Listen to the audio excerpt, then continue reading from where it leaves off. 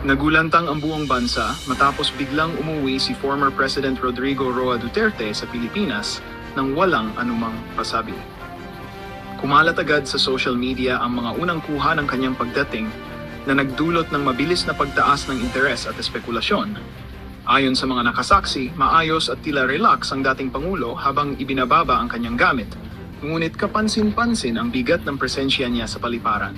Hindi nagtagal ay nagsimula nang mag-uga ang lugar sa sobrang hysteria mula sa mga taong nagtipon para masilayan siya. Umalingaw-ngaw ang hiyawan, sigawan at malakas na palakpakan habang dumarami ang supporters na nagmamadaling pumunta sa arrival area. Kinailangan pang magdagdag ng seguridad dahil mabilis na napuno ang espasyo at halos hindi na makagalaw ang ibang pasahero sa sobrang dami ng gustong makalapit kay FPRD. Samantala, napaulat na hindi makapaniwala si Pangulong Ferdinand Bongbong Marcos Jr. sa biglaang pag-uwi ng dating Pangulo at sa matinding reaksyon ng publiko. Ayon sa ilang source malapit sa Malacanang, hindi umano inaasahan ng administrasyon ang ganitong eksenang magpapainit muli sa politika. Habang patuloy na nag-aabang ang sambayanan, marami ang nagtatanong kung ano ang dahilan ng kanyang agarang pagbalik at kung may mga susunod pang anunsyong magpapayanig sa bansa.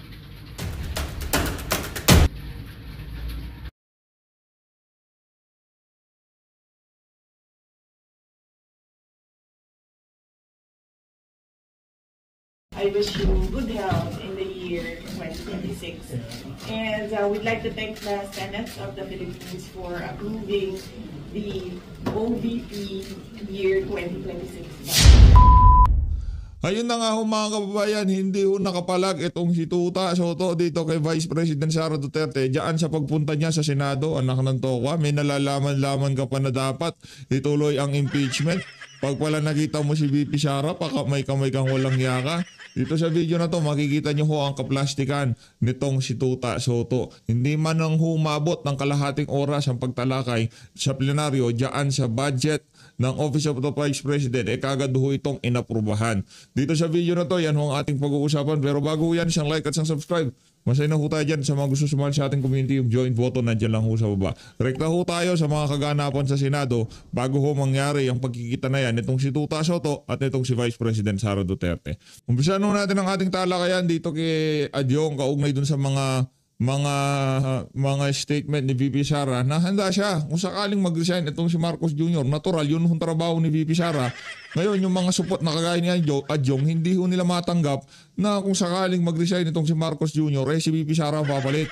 Tanggapin nyo na ang masakit na katotohanan sa ayot sa gusto nyo, magiging presidente ang aming vice president ngayong mga panahon na to. Ano yan, Adyong? Insertions and ready siya to assume the presidency if the president resigns.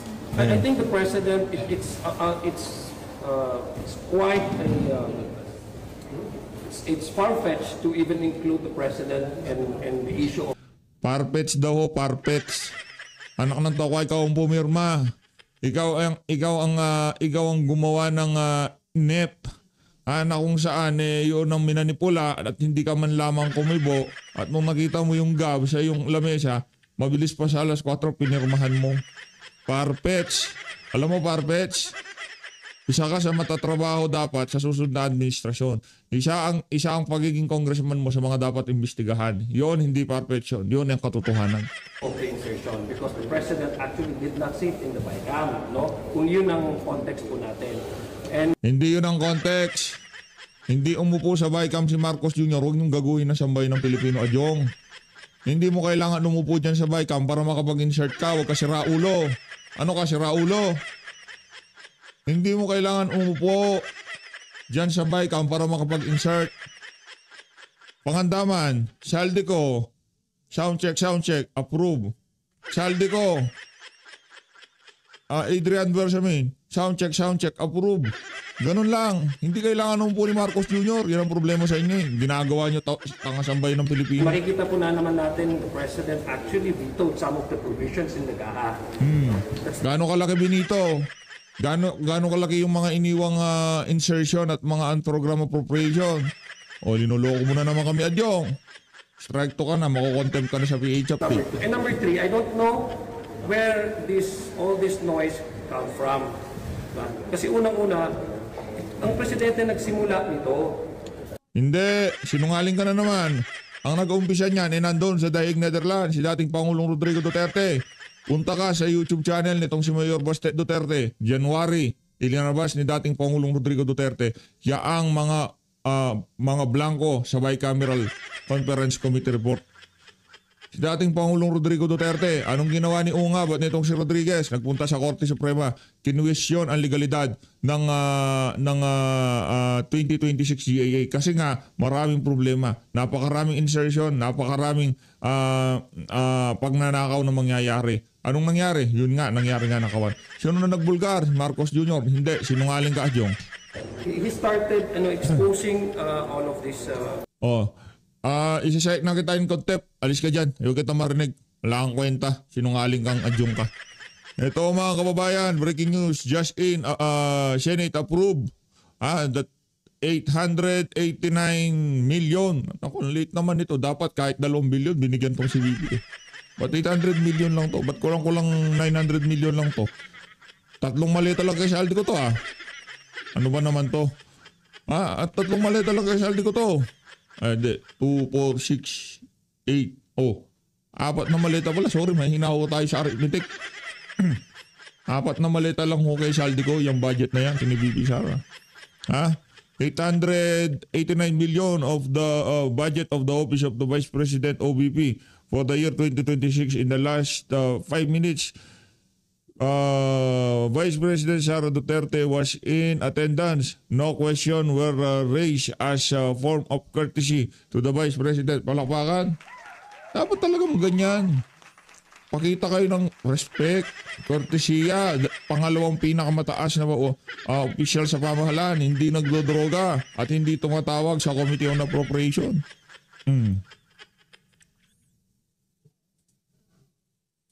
Ano yan? Tayo mag-play. Play natin.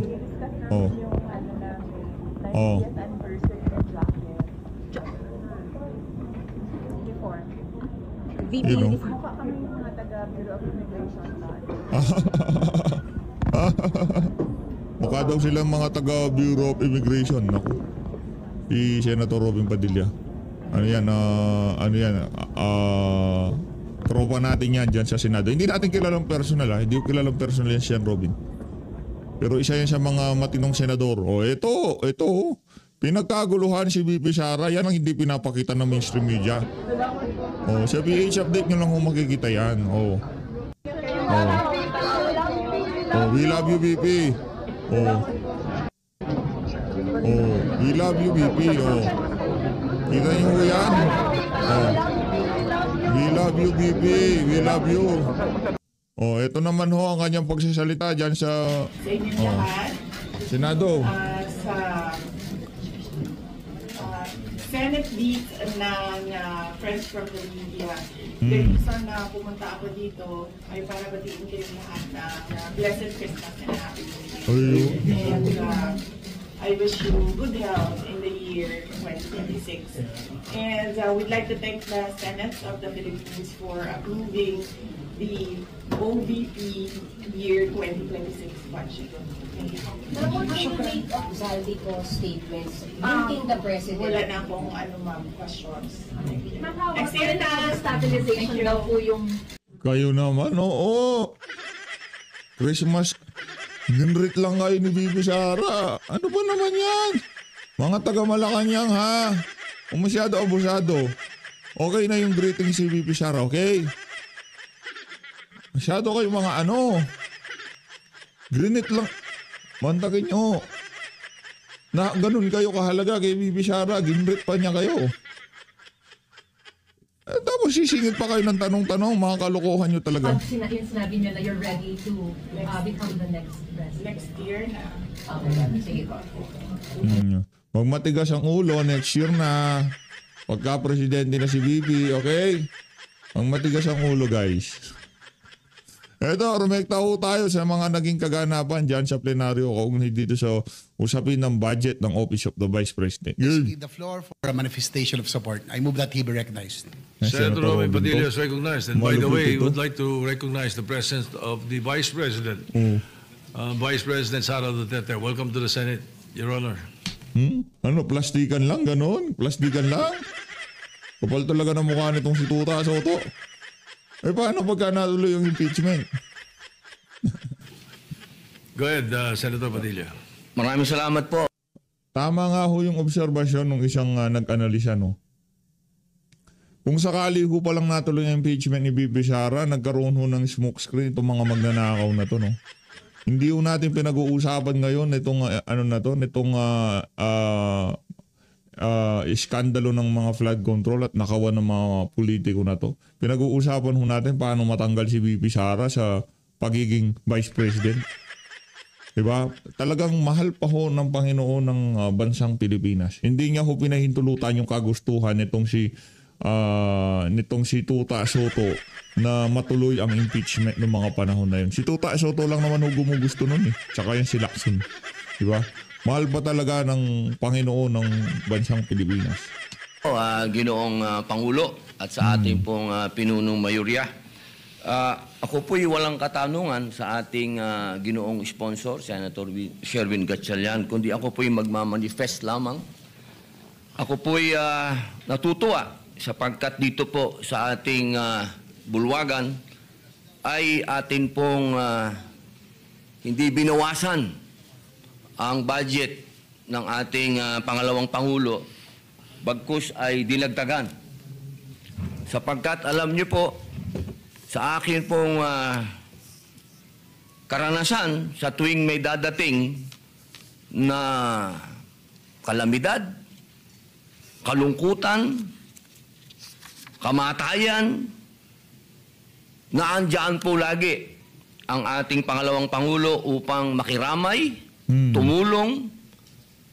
Kahit saan pong lupalop sa Pilipinas, makikita po natin ang opisina ng ating pangalawang Pangulo at siya mismo pumupunta sa mga lugar na hindi pa po naabot ng kahit na sinong naging public official.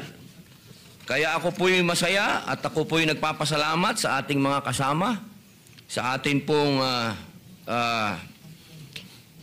sponsor, Senator Sherwin, sa ating pong Senate President, sa lahat po na bumubuo, sa lahat po ng mga senador. Maraming salamat po at hindi po nagmula dito sa ating bulwagan ang pang-iipit sa ating pangalawang Pangulo. Muli po, maraming salamat at... Teka lang, Sen. Wala ba si Risa Hontiveros? Si Kiko Matsing, wala? Naku. Nasaan na sila? Hindi ba sila dadaldal dyan sa budget na yan, itong si Vice President Sara Duterte? Hindi naman sa gusto natin silang manggulo, pero ika nga hindi kompleto yung pagiging senador nila kung hindi nila binuwisit itong si BP. Pinatutunayan ko po ng napakalaki ng naitulong ng ating pangalawang Pangulo. Maraming salamat po. Thank you. Palakpakan. Majority Leader, what is the pleasure of the body? Yes, Mr. President, there being no other reservation for interpellation, I move to close the period of interpellation. Natakot siguro si Risa Hontiveros. Kinakabahan kasi si Risa pag nakikita niya si BP Sari. Naduduwag yun. Malamang naramdaman pa lang niya presensya ni BP na nandyan sa Senado, hindi na mapakali yung unggoy na yun. Nandito yung sunda Pangulo to. Hindi na akong tatanong, kakatakot yan. On the budget of the Office of the Vice President and that the same be deemed submitted for the body's consideration. Any objection? Hearing none, the budget of the Office of the Vice President is hereby deemed submitted. 1 minute suspension. Yun, 1 minute suspension. Ayan. Teka lang 1 minute suspension. Tignan ho natin yung photo opportunity. Photo opportunity. Dito sa tagpo na to, makikita nyo ho kung gaano ka-plastic itong si Tuta Soto. Naku, kaibigan niya daw ho mga Duterte pero gusto niya pa-impeach si BP Sara. Yan. Tignan nyo, gusto niya matuloy yung impeachment kinamayan pa talaga nitong anak ng Petrang Karapata. Apaka-plastic mo naman, Brad. Langya kang school bukol ka. Tignan mo, ikaw pa talaga lumapit. Isa ho sa mga gumugusto ng impeachment sa Senado, yan si Tuta Soto. Pagkatapos niyang gumugusto sa impeachment, lalapit naman kay BP, makikipagkamay. Plastic mo, Brad. Siyempre, para masabi niya na kaibigan ko mga Duterte, pero papa-impeach ko si Sara. Gusto ko ma-impeach si Sara. Gusto ko mapag-usapan ng impeachment ni Sara.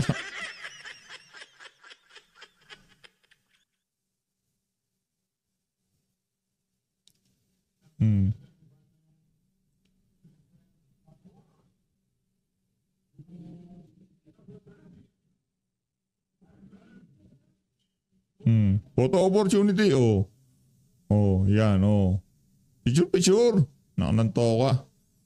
Yan lang naman trabaho mo sa auto dyan. Picture. Picture kayo dyan. Oh, yan. Smile ka, yung tipong, yung smile na kaibigan ng mga Duterte ang datingan, ha? Oh. Sana. Oh. Ilan ba kaibigan niya ng mga Duterte? Isa lang. Senator Robin Padilla lang. Wala na. Lahat yung kalaban yan. Yung karamihan dyan, mga may sartik sa utak. Sa mga nasa picture na yan, kasama niya, si Senator Robin Padilla lang ang kaibigan ng mga Duterte. Karamihan dyan, mga siraulo. Mga may sartik sa utak. Hindi na natin papangalanan, ha? Baka magalit sila. O yung iba dyan, nag-graduate sa One Ball University. Smile mo na. Tingin kayo dito. O, isa pa. Layo ni Kuya, oh. Ganda siguro ng lens niya. O ayan na mga kababayan, lipat na ho tayo. Ituloy ho natin yung eto na ho yung mga punto de vista nitong si Manong Ted. Pagkatapos ho ng naging interview nila, dito kay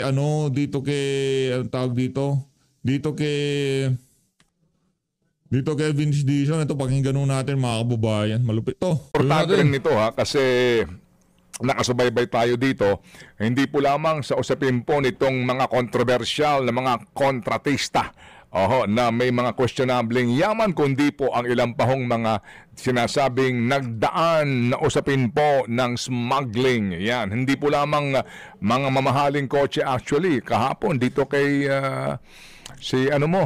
Sino? Si proponent mo. Sino proponent? Dami nila madami Zaldi. sila. Si Zaldi. May mga panibago siyang sinasabi. Oy, oo. Na mga insertions naman. To put it in the right perspective, Yes, partner. ito ho yung nakaraang administrasyon sa customs. Yung sinasabi niya, na sibuyas at ano pa? Yung sinasabi niya, meron daw kartel sa bigas at sibuyas. Di ba? Yun ang sinasabi niya. Yung smuggling investigation. Na pinahinto. There might be some semblance of truth, Might be some semblance of truth. Kasi nga, before itong mag-away-away itong mga magnanakaw na to. Hoy! Let's go, Manong Ted. Bakbakan na. Mismo ako. Birahe, Ted Filon. Namiss mo ako. Pagkakaisa. Namiss nila yung birahe mo. Namiss mo ako. Namiss talaga nila yan. Di ba, Aaron? Bago, ikaw naman dito. Kasama ka na namin since day one. Oo, 2020 pa lang andyan na yan. 5 years na tayo magkakasama dito. Kung maalala mo, noon pa natin na-think about it yan, di ba? Yung si Congressman Joey Salceda, noong una, tapang yan, di ba? Ibubulgar natin ang mga, may sinasabi siya ng mga, yung sangkot sa smuggling, ng agricultural products sa customs, may sinabi siya. Tinanong nga, dapat, itong si, anong party list nito? Sino to? Itong magbababoy. Ang dami kasi nilang party list Marami dyan. Kural yan kural ng baboy, yung House of Representatives, magbababoy. Mga baboy yung mga nandyan. Bababoy na party list. Si Congressman Si Nick Briones. Ayan. Naalala mo na interview natin? Magbababoy party list ba siya? Yung kanyang party list hindi kasi. yun ang pangalan. Pero related dun sa baboy. Sabi niya, sabi ko sa kanya, Congressman, ano na nangyari sa investigasyon ni Joey Salceda dun sa smuggling? Ewan ko ba, bigla pinahinto Ano daw ang dahilan? Hindi ko nga alam Nagulat din siya. Yun ang sinasabi niya. Nang aga party list. Yes. Pero mamaya na yan. So mamaya, pag-usapan natin itong semblance of truth dito po sa sinasabi po. Pero, uwi ka na. Diba?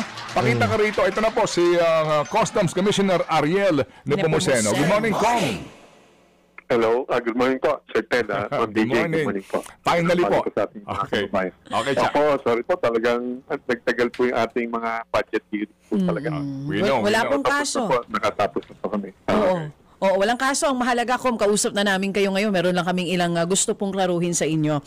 Kom, kausap namin kayo last time. Ukol pa rin dito sa mga kotse na may kinalaman sa mga diskaya. Nung huli po namin kayong kausap, ang sinasabi nyo, may posibilidad na yung ilan sa mga sasakyan sa Batangas, Manila, or Davao ports po dumaan. Kung tama po yung aking pagkakaalala sa huli naming panayam sa inyo. Ngayon, Cebu po. Kasama po Cebu. Yes po, kasama rin ng Cebu. So Batangas, Manila, Davao, and Cebu. Ngayon po ba, sa latest findings nyo, meron na bang malinaw na eksaktong port na ginamit dito po sa mga luxury cars?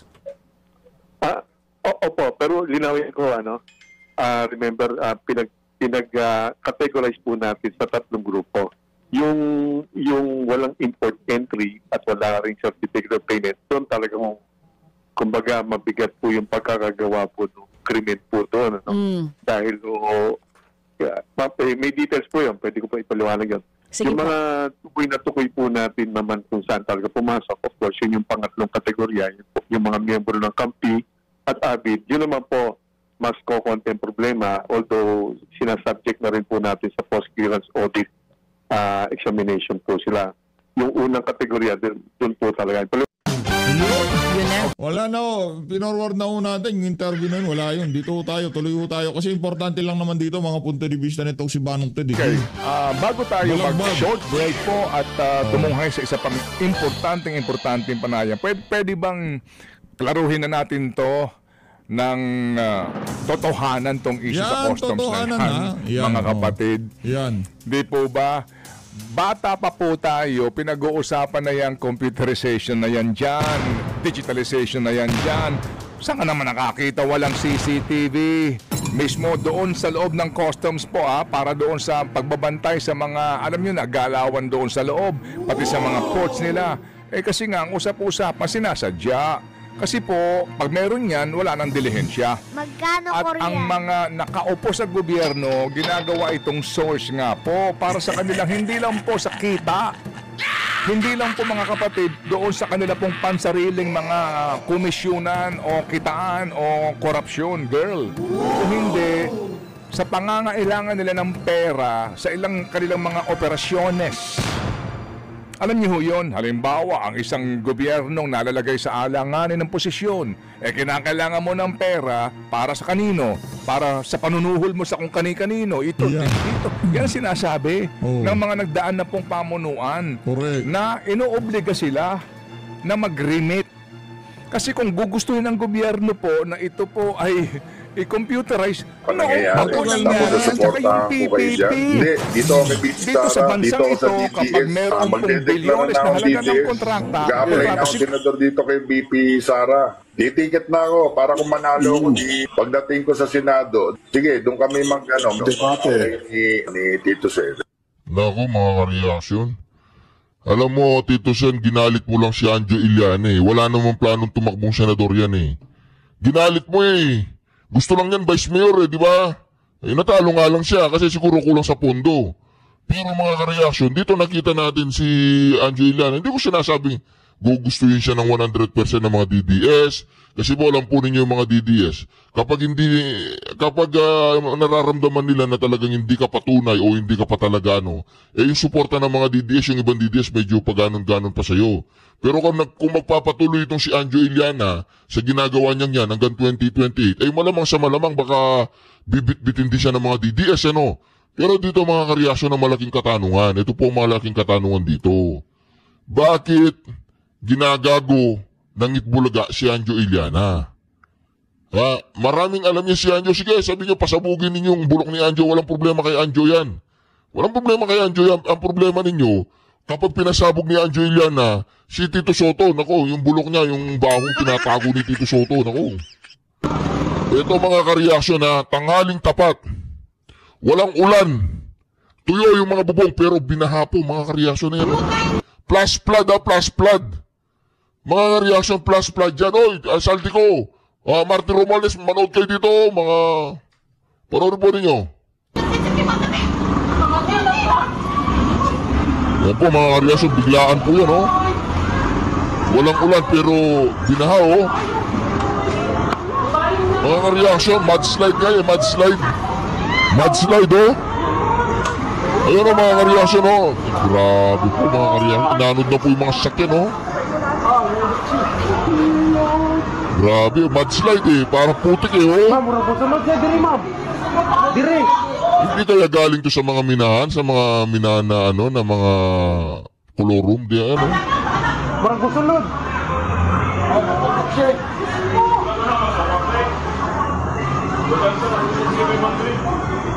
Walang ulan dyan mga kareaksyon, ha.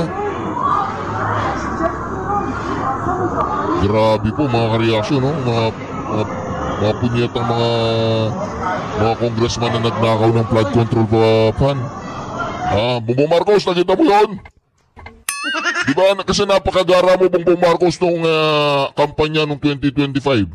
Napakalupit ng stage ninyo. Hindi ko alam kung magkano sinuporta mo kay Pampilo Lacson tsaka kay Tito Soto. Binigyan mo ba sila ng milyon-milyon o bilyon-bilyon pera? Tanong lang. Diba? Dapat siguro mga punyetang magnanakaw,